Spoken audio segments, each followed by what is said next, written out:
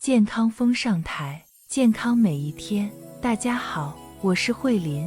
如果你喜欢我的内容，请点赞和订阅我的频道。你的关注是慧琳分享的动力。接下来让我为你带来今天的节目吧。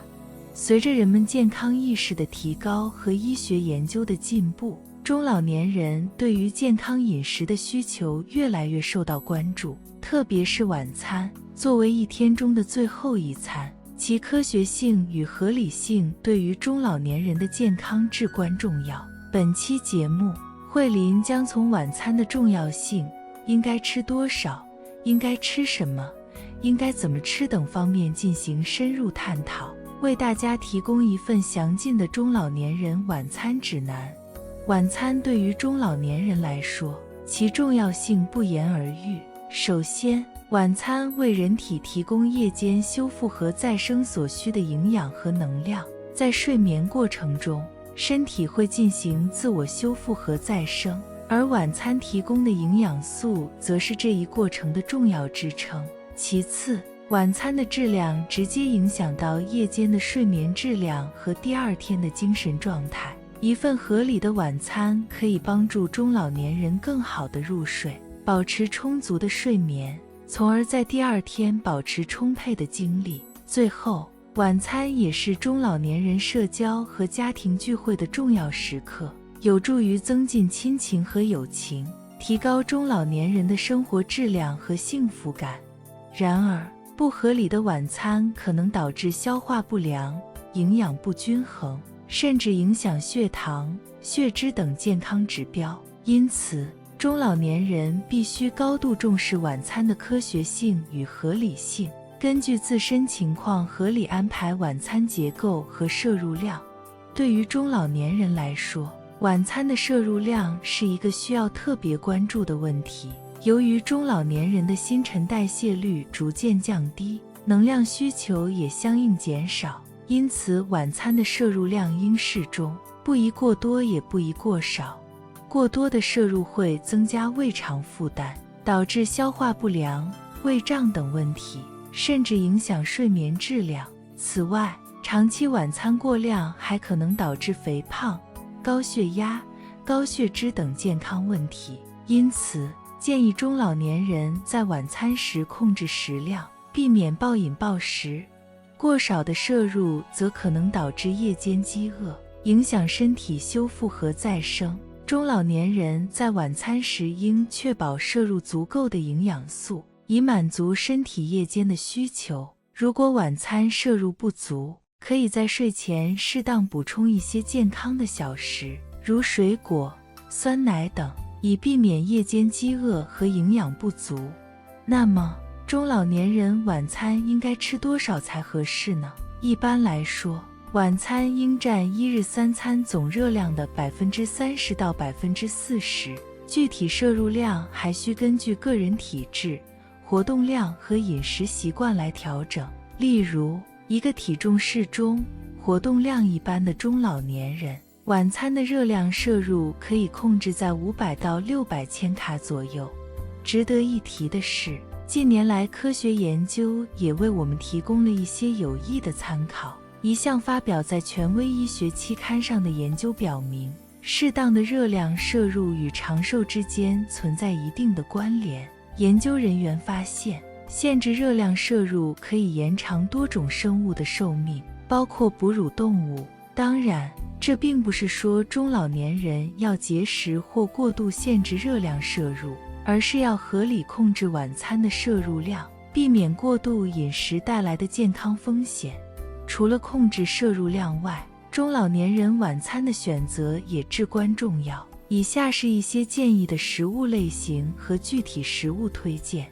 优质蛋白质，中老年人需要增加优质蛋白质的摄入，以维持肌肉力量和身体机能。晚餐时可以选择鱼类、瘦肉、豆类等富含优质蛋白质的食物，例如三文鱼，富含 Omega-3 脂肪酸和优质蛋白质，有助于降低心血管疾病的风险。鸡胸肉，低脂高蛋白，易于消化吸收，适合中老年人食用。豆腐，植物性优质蛋白质来源，同时富含钙、磷等矿物质。一项权威研究发现，摄入足够的蛋白质可以帮助中老年人维持肌肉力量和功能，减少跌倒和骨折的风险。这表明，在晚餐中增加优质蛋白质的摄入对于中老年人的健康至关重要。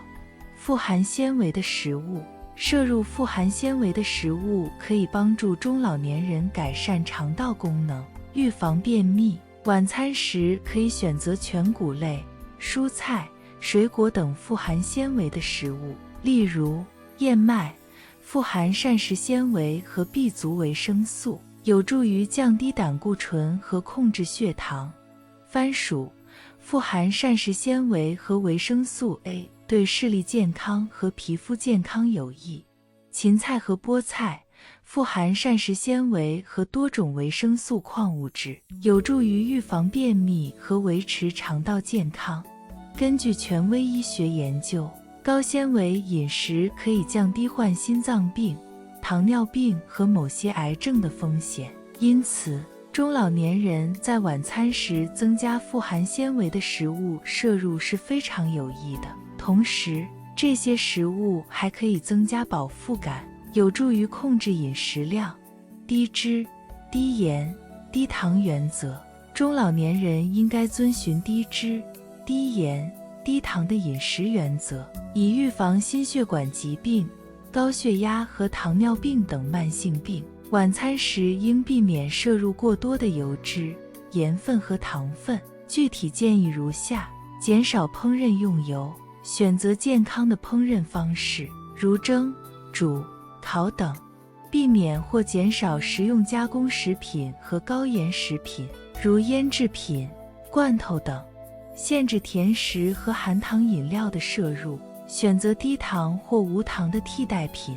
遵循这些原则可以帮助中老年人保持健康的饮食习惯，降低慢性病的风险。同时，这些原则也有助于控制体重和保持身体健康。除了选择健康的食物外，中老年人还需要注意晚餐的进食方式和习惯。以下是一些建议：定时定量，养成习惯。中老年人应该养成定时定量的饮食习惯，避免饥一顿饱一顿。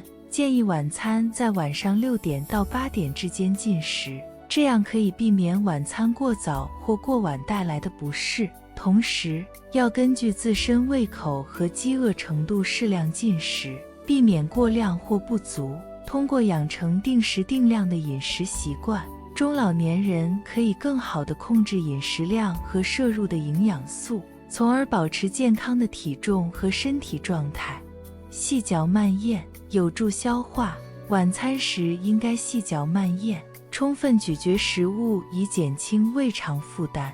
中老年人的消化功能逐渐减弱，细嚼慢咽可以帮助我们更好地消化食物并吸收其中的营养素。同时，细嚼慢咽还可以降低进食速度，增加饱腹感并减少食物摄入量，这对于需要控制饮食量的中老年人来说尤为重要。为了更好地实践这一建议，中老年人可以在进食时有意识地放慢速度，多加咀嚼并享受食物的美味与口感。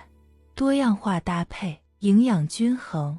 晚餐应该多样化搭配食物，以保证摄入各种营养素。建议将蛋白质、碳水化合物和健康脂肪等营养素合理搭配在一起，以满足身体对各种营养素的需求。例如，可以选择一份富含蛋白质的瘦肉或鱼类，搭配一份富含纤维的蔬菜和一份全谷类主食，来实现营养均衡的晚餐搭配。通过多样化搭配食物，我们可以确保摄入足够的营养素，并保持身体健康状态。合理的晚餐不仅关乎中老年人的营养摄入，更与慢性病的预防息息相关。以下是一些建议，以帮助中老年人通过合理的晚餐预防慢性病。心血管疾病预防。